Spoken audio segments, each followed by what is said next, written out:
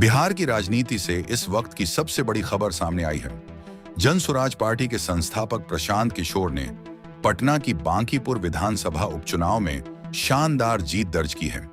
उन्होंने बीजेपी उम्मीदवार नीरज कुमार को करीब 19,000 वोटों के अंतर से हराया है।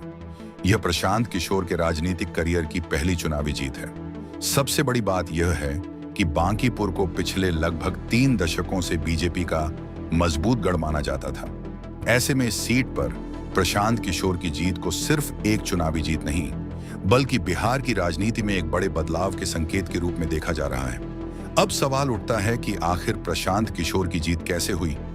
राजनीतिक विश्लेषकों का मानना है कि उन्होंने लंबे समय तक जमीनी स्तर पर काम किया, लोगों से सीधा संवाद बनाया और जन स्वराज अभियान के जरिए खुद को एक अलग विकल्प के रूप में पेश किया। दूसरी ओर बीजेपी अपने पारंपरिक वोट बैंक पर भरोसा करती रही, लेकिन इस बार वह सीट बचाने में सफल नहीं हो सकी। इस उपचुनाव की जरूरत तब पड़ी थी जब बीजेपी के पूर्व विधायक और पार्टी के राष्ट्रीय अध्यक्ष नितिन नवीन के राज्यसभा जाने के बाद यह सीट खाली हुई थी। ऐसे में पूरे देश की नजर इस हाई प्रोफाइल मुकाबले पर थी।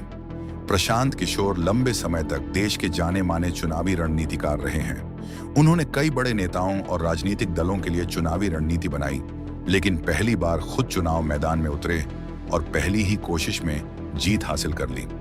अब सबसे बड़ा सवाल यह है कि क्या यह जीत सिर्फ एक सीट तक सीमित रहेगी या आने वाले बिहार विधानसभा चुनाव में जन स्वराज को इससे नई राजनीतिक ताकत मिलेगी?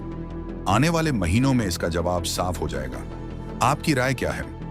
क्या प्रशांत किशोर बिहार की राजनीति में बड़ा बदलाव ला पाएंगे या यह सिर्फ एक उपचुनाव की जीत है? अपनी राय कमेंट में जरूर बताइए।